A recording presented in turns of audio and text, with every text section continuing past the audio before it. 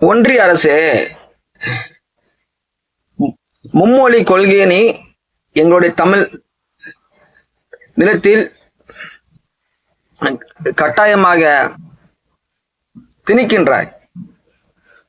உமக்கு நாங்கள் அடிமையாக வாழ்வதனால் உன்னுடைய மொழியை நாங்கள் கற்க வேண்டுமா? இந்தி மொழியில் எங்களுக்கு சுமைகள் வேண்டுமா?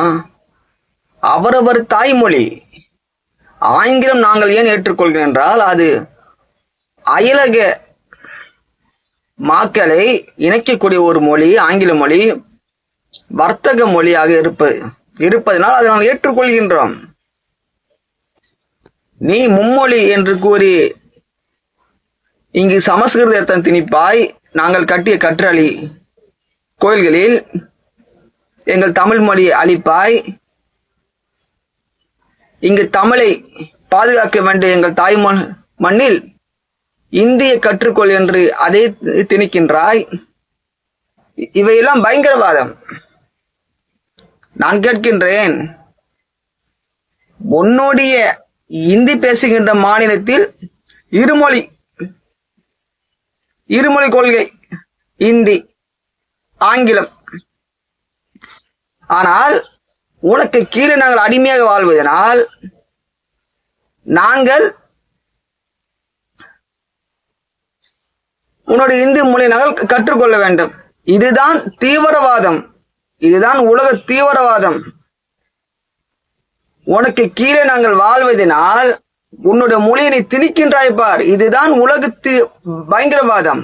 இந்தி பயங்கரவாதம், இந்தி தீவிரவாதம். உனக்கு கீழே இருப்பதனால் என்னுடைய மொழி அளிக்கின்றாய். நாங்கள் வாழக்கூடிய எங்களுடைய வளங்களை அளிக்கின்றாய், இயற்கை அளிக்கின்றாய், எங்கள் தமிழ் மண்ணில் இருக்கின்ற குன்றுகள் அளிக்கின்றாய். எத்தனை காலத்திற்கு நாங்கள் வேடிக்கை பார்ப்போம்? இங்க இருக்கிற தெலுங்கர்களை வைத்து, மலையாள கன்னடர்களை வைத்து, இந்திக்காரர்களை வைத்து இதையெல்லாம் நீ செயல்படுத்துகின்றாய். இங்கு வாழ்கின்றவர்களும் உனக்கு கரங்கள் கூலியாகத்தான் இருக்கின்றார்கள். எத்தனை நாட்களுக்கு நாங்கள் தமிழர்கள் சனநாயகமாக வாழும் என்பதை நீங்களே பார்ப்பீர்கள். அனைத்து தீவிரவாதங்களும் செய்துவிட்டு சரணாயகம் என்று நீங்கள் கூறிக்கொண்டிருக்கின்றீர்களே ஒன்றிய அரசு, இந்திக்கார அரசு, உங்களெல்லாம் நாங்கள் என்ன செய்வது? இன்னொரு மொழியை கற்பது அவனுடைய மனநிலை சுமைகள் ஏற்படும். உன்னுடைய இந்தி மொழியை எல்லா மாநிலத்து திணிக்கின்ற என்றால் உன்னுடைய உள்நோக்கம் என்ன? உன்னுடைய உள்நோக்கம் என்ன? உன்னுடைய சூழ்ச்சி, உன்னுடைய பின்னணி என்ன? இந்திக்கார ஒன்றிய அரசு ராணுவம் வைத்திருக்கின்றீர்கள் என்ற அந்த திமிரு தானே, அந்த அகந்தை தானே உங்களுக்கு எல்லாம்.